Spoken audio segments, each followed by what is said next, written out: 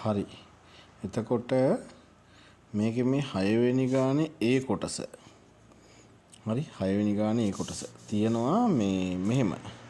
රසායනික විපර්යාසයකදී සිදුවන තාප ශක්ති විපර්යාස පදනම් කරගෙන ඇඳ ඇති ශක්ති මට්ටම් සටහන් දෙකක් පහත රූපවල දැක්වේ.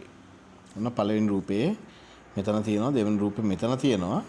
එතකොට අහන්නේ මොකද්ද යටින්?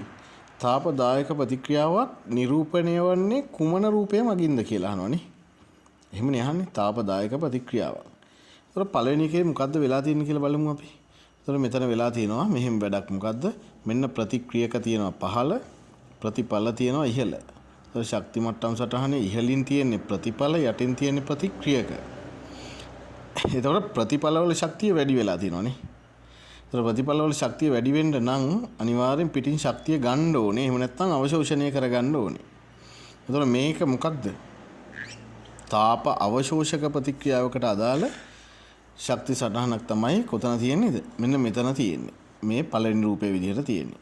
ඊළඟට දෙවෙනි රූපෙට යද්දි මොකක්ද වෙලා තියෙන්නේ කියලා බලමු. මෙන්න ප්‍රතික්‍රියක, මෙන්න ප්‍රතිඵල. ප්‍රතික්‍රියක ප්‍රතිඵල බවට පත් වෙද්දී ශක්තිය මොකක් වෙලා තියෙනවද? අඩු වෙලා තියෙනවා. ඒ කියන්නේ ශක්තිය පිට වෙලා තියෙනවා. ඒතකොට පිට වෙලා තියෙනවා නම් මොකක්ද අපිට කියන්න පුළුවන් කාරණේ? ඒක තාපදායක ප්‍රතික්‍රියාවකට, ශක්තිය පිටවිච්ච ප්‍රතික්‍රියාවකට අදාළ සටහනක් තමයි මෙතන මේ දක්වලා තියෙන්නේ. හරි. එහෙනම් තාප අවශෝෂක ප්‍රතික්‍රියාවකදී මොකද වෙන්නේ? ශක්තිය පිට වෙනවා. තාපදායක ප්‍රතික්‍රියාවකදී තාප අවශෝෂක ප්‍රතික්‍රියාවකදී ශක්තිය පිටින් අවශෝෂණය කරගන්න, තාපදායක ප්‍රතික්‍රියාවකදී ශක්තිය පිට කරන එක තමයි වෙන්නේ. හරි. එතකොට අහන ප්‍රශ්නේ මොකද්ද? තාපදායක ප්‍රතික්‍රියාවක් නිරූපණය වන්නේ කුමන රූපය මගින්ද කියලා අහනවා. එහෙනම් ඒකට උත්තරේ මොකක් වෙන්න ඕනේද? මේ දෙවනි එක වෙන්න ඕනේ නේ. දෙවනි එක වෙන්න ඕනේ. දෙවනි එක වෙන්න ඕනේ. ඊට පස්සේ කියනවා මොකද්ද? රසායනික ප්‍රතික්‍රියාවක් පහත දැක්වේ. මොකද්ද රසායනික ප්‍රතික්‍රියාව? උන 2KMnO4 solid.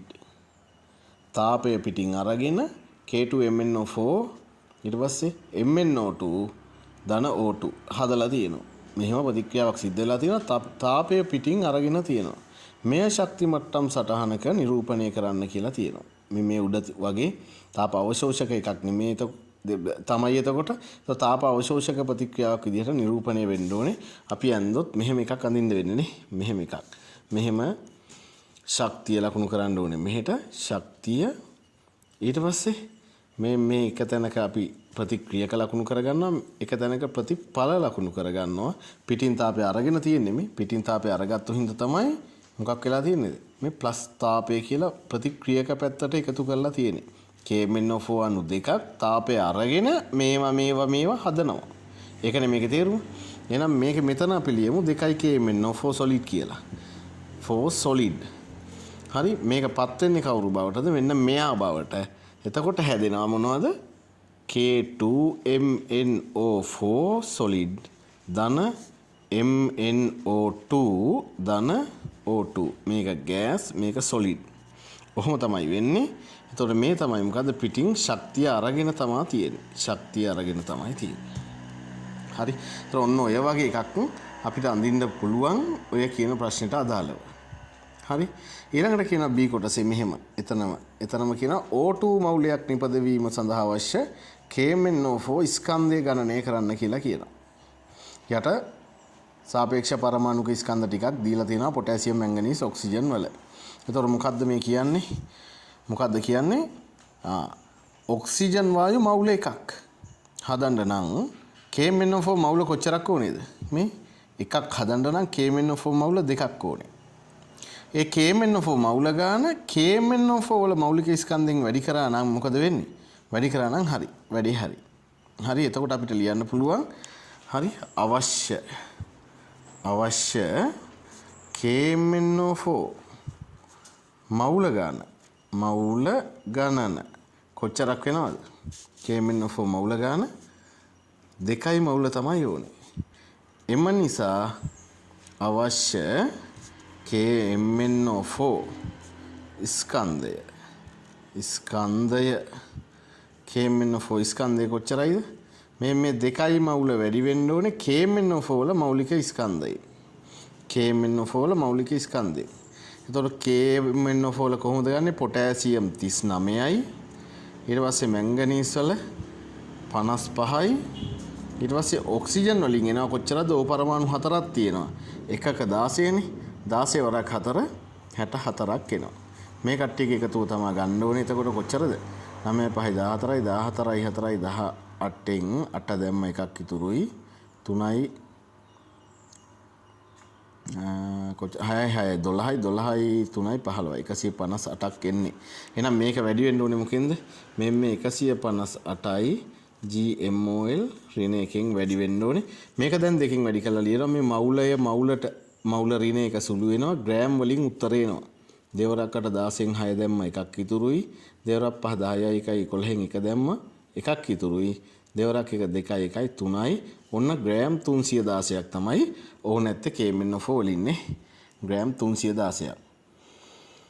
හරි. එහෙම තමයි වෙන්නේ. ඊට පස්සේ කියනවා ප්‍රතික්‍රියාවේදී පිටවන O2 වායුව හඳුනා ගන්න පරීක්ෂාව විස්තර කරන්නයි කියලා කියනවා. හරි. ප්‍රතික්‍රියාවේදී පිටවන O2 වායුව. ඉතින් O2 වායුව හඳුනා ගන්න තියෙන විදිහ තමයි පුලිංගු කීරක් දාන්න ඕනේ නේ. පුලිංගු කීරක් එකතු කරාම මොකක් වෙනවද?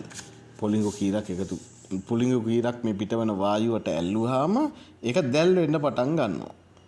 කීර දැල් වෙන්න පටන් ගන්නවා.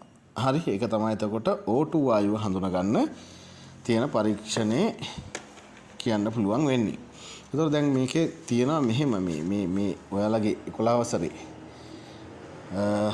අච්චුපතනේ. හරි 11 වෙන්නේ. ඒතකොට මේකේ තියෙනවා මේ ඔය තාපදායක ප්‍රතික්‍රියා, තාප අවශෝෂක ප්‍රතික්‍රියා ගැන කියලානේ. මෙහෙම කියලා තියෙනවා. මොකද්ද මේ කියලා තියෙන්නේ මේ?